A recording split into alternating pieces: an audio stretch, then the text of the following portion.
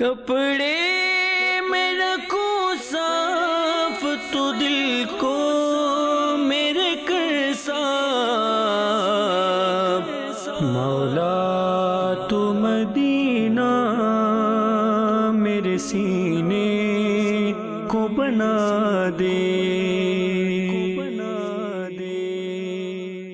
الحمدللہ رب العالمین والصلاة والسلام على سید المرسلین، اما بعد فاعوذ باللہ من الشیطان الرجیم، بسم اللہ الرحمن الرحیم، الصلاة والسلام علیک یا رسول اللہ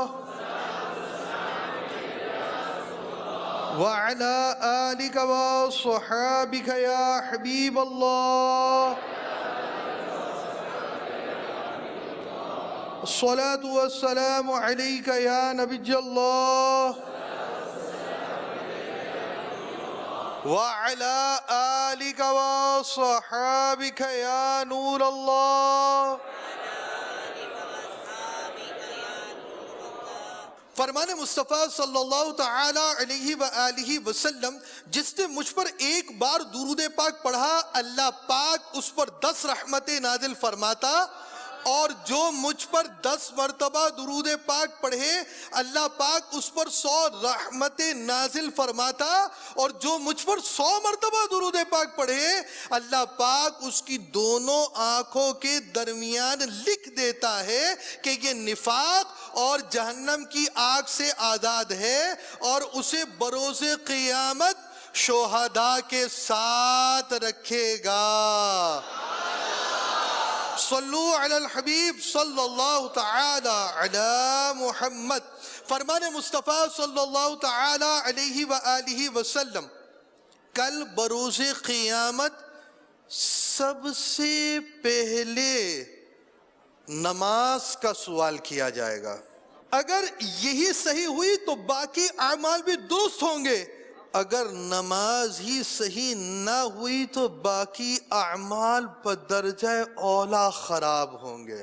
بندہ نماز پڑھتا ہے، اس کا نماز پڑھنا اپنے رب سے ایک تعلق ہے کہ وہ رب کی اطاعت کرتا ہے، اس کا ذہن اللہ پاک کی فرما برداری کا ہے، اللہ پاک کی اطاعت کا ہے، اللہ پاک کی عبادت کا ہے، اللہ پاک کی باتوں کو عملی طور پر قبول کرنا ہے۔ دنیا میں ہم دیکھتے ہیں لوگ مختلف سوچوں کے ہیں، لوگ مختلف اذہان کے ہیں، لوگ مختلف قبیلوں کے ہیں، لوگ مختلف علاقوں کے ہیں، لوگوں کی رنگ و صورت، خوراک، لوگوں کی رہن سہن کے معمولات الگ ہیں، مگر بنیادی طور پہ لوگ 2 طرح کے ہیں۔ ایک دین ہی سے بیزار ہیں جو کمیونسٹ ہوئے، ایک وہ ہیں جو رب تعالیٰ پر ایمان رکھتے ہیں، دین پر عمل کرتے ہیں، مانتے ہیں، تسلیم کرتے ہیں، اور پھر اس رب تعالیٰ پر ایمان رکھنے والے بھی مختلف ہیں۔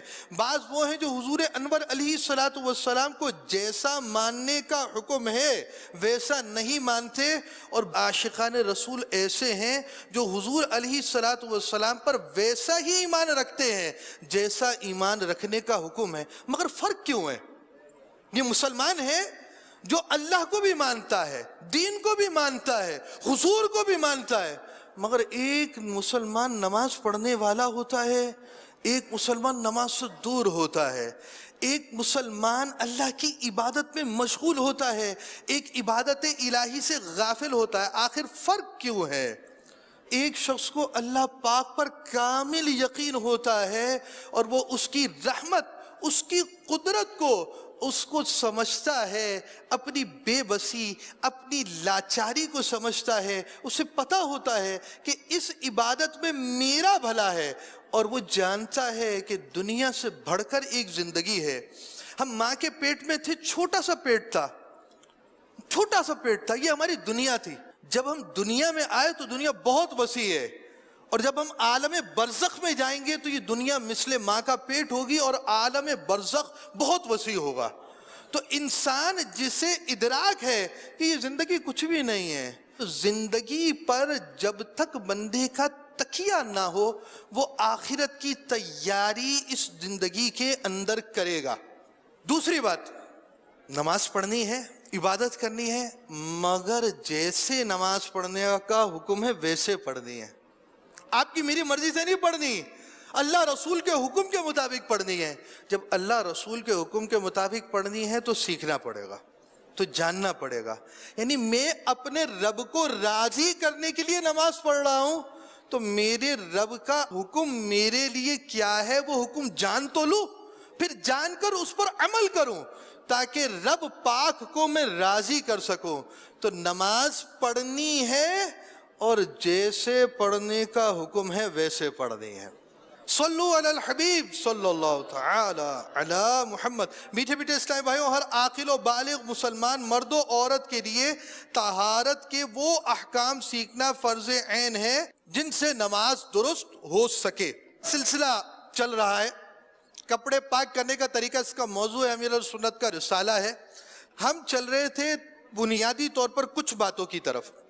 ایک یہ کہ نمازی کا بدن, لباس اور جس جگہ نماز پڑھ رہا ہے وہ تمام جگہ نجاستوں سے پاک ہونی چاہیے. ہم نے بدن اور جسم پر کتنی مقدار لگ جائے اس کا بیان کیا. آج ہمارا موضوع ہے کہ نماز جس جگہ پڑھنی ہے اس کے پاک ہونے کا کیا مطلب ہے. 3 باتیں, جس جگہ نماز پڑھ رہے ہیں وہ, اور بدن و لباس, ان 3 چیزوں کا پاک ہونا ضروری ہے.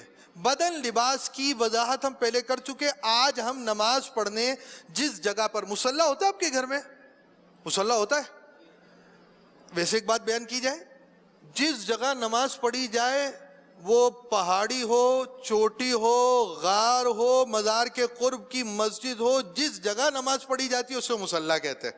ہمارے ہاں تو وہ جائے نماز کو مصلی کہا جاتا ہے. تو مصلی نماز پڑھنے کی جگہ کو کہتے ہیں. تو آج آپ کو مصلی کے مسائل بتانے, نماز پڑھنے کی جگہ کے.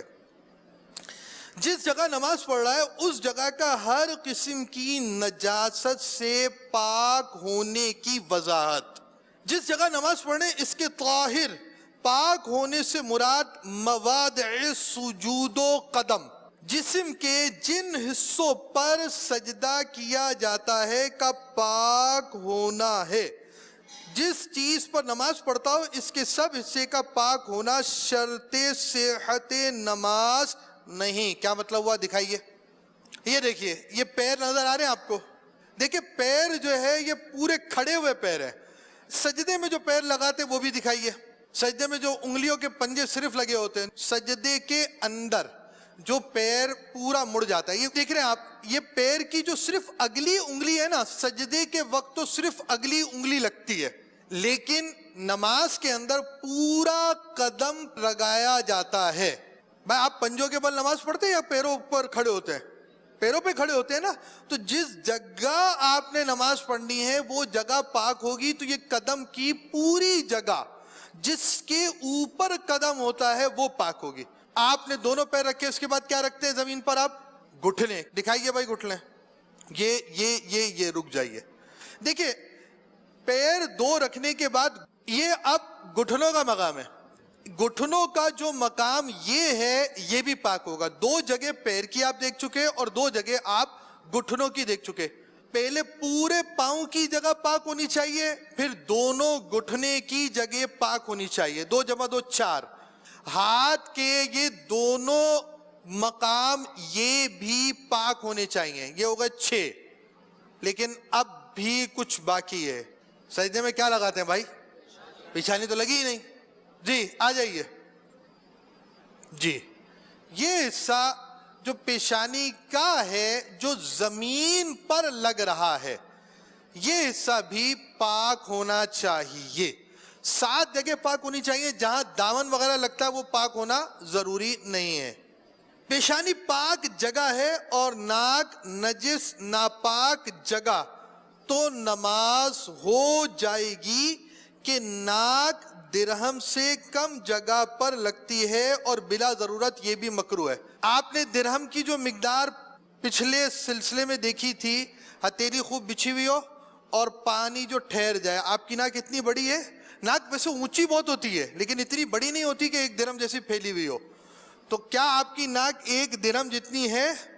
جو سجدے میں لگے گی جگہ، دوبارہ دکھائیے سجدہ جو کر رہے ہیں، یہ ناک کا بہت اچھا انداز ہے، اور اس میں دیکھیں ناک، یہاں ایک ضمناً ایک بات بڑی پیاری آ گئی، ناک دیکھیں یہ جتنا حصہ لگا ہوا ہے یہ مکمل نہیں ہے 1 درہم کی وجہ، صرف ناک کا جو حصہ لگ رہا ہے وہ 1 درہم سے کم ہے، اور 1 درہم سے جب ناک کم ہے اور 1 درہم ناپاکی ہوتی ہے، تو اگر ناک کی جگہ پر ناپاکی، سوکھا ہوا کپڑا ناپاک ہے اور سجدہ کر لیا، پیشانی پاک جگہ پر ہے، تب بھی نماز ہو جائے گی۔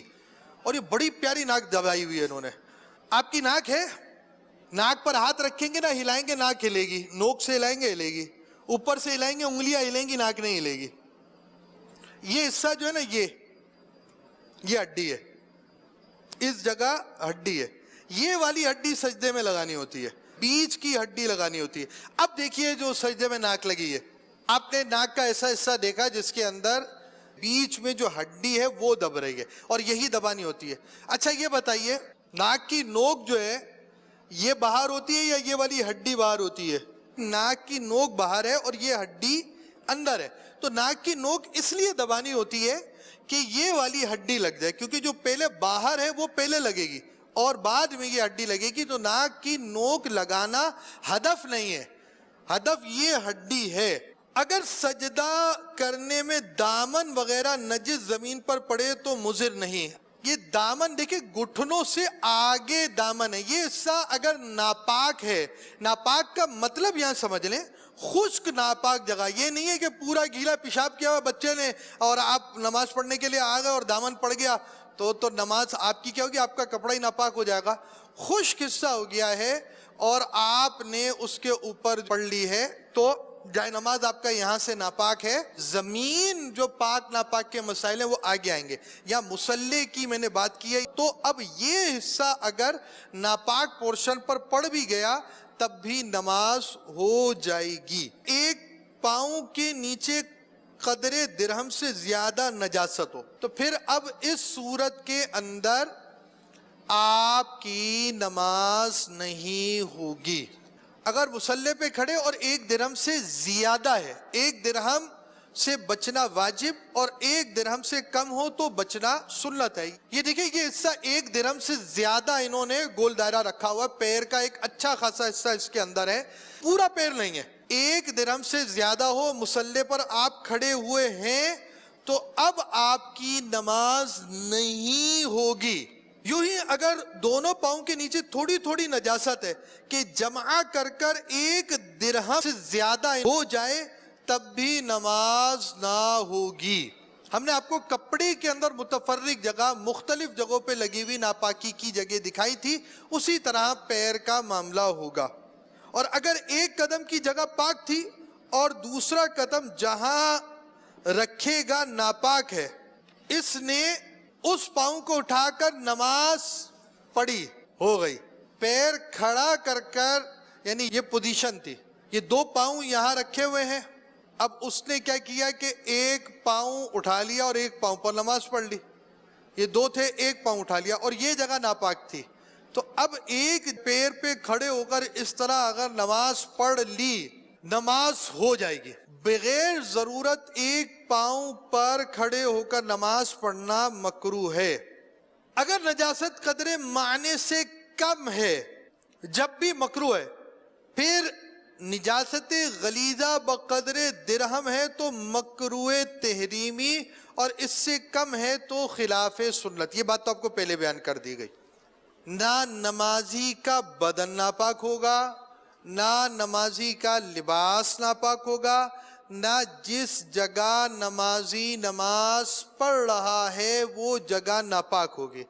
جس جگہ نمازی نماز پڑھ رہا ہے اس سے مراد یہ ہے کہ پورا قدم رکھا جاتا ہے، پورا قدم جہاں رکھتے ہیں وہ 2 جگہ، دونوں گھٹنوں کی جگہ، دونوں ہاتھوں کی جگہ، اور پیشانی کا جو حصہ لگتا ہے سجدے میں وہ جگہ، اور ناک کا حصہ بھی پاک ہونا چاہیے۔ البتہ اگر ناک ایسی جگہ پر، صرف ناک ایسی جگہ پر ہے جو ناپاک جگہ ہے، وہ نماز ہو جانا الگ بات ہے، مگر یہ جگہ بھی پاک ہونی چاہیے، جن جگہوں پر سجدہ کیا جاتا ہے اور جو آپ کے پیر وغیرہ کی جگہ ہے وہ۔ اب اگر 1 درہم کی مقدار، جیسے نجاست غلیظہ ہے، وہ 1 درہم سے زیادہ ہے کپڑے پر، بدن پر یا سجدہ جن جگہوں جو جگہ بتائی گئی ہیں ان جگہوں پر، تو نماز نہیں ہوگی۔ اور پورا نیٹ 1 درہم ہے تو نماز مکروہ تحریمی واجب الاعادہ، یعنی جس کپڑے پر 1 درہم ہے تب بھی، بدن پر 1 درہم ہے تب بھی، اور جس جگہ سجدہ کیا جاتا ہے وہاں پر اگر نجاست غلیظہ بڑی نجاست 1 درہم کی مقدار ہے تو نماز مکروہ تحریمی ہوگی۔ اور اگر کم ہے، 1 درہم نہیں ہے، 1 درہم سے کم ہے، تب بھی نماز خلاف سنت ہوگی۔ کھانا ہم اچھا کھاتے ہیں، اپنے لیے عمدہ چیزیں پسند کرتے ہیں، تو نماز بھی عمدگی سے ادا کیجئے اور نماز کے مسائل کو بھی سیکھ لیجئے۔ امیر اہل سنت کا نماز کا عملی طریقہ یہ آپ کو www.ilyasqadri.com پر حاصل ہو سکتا ہے۔ امیر اہل سنت کا نماز، وضو کا طریقہ، تیمم کا عملی طریقہ www.ilyasqadri.com کے ذریعے آپ حاصل کر سکتے، دیکھ سکتے، دیکھنا بھی چاہیے اور اپنے مدنی منوں کو بھی دکھانا چاہیے کہ شروع سے ان کو نماز کا شعور پیدا ہو۔ اللہ پاک ہمیں عمل کی توفیق عطا فرمائے، آمین بجاہ النبی الامین صلی اللہ تعالی علیہ وآلہ وسلم۔ آخر میں نعرہ لگائیں گے آپ، فیضان نماز، صلو علی الحبیب صلی اللہ تعالی علی محمد۔ کپڑے میں رکھوں صاف تو دل کو میرے کر صاف،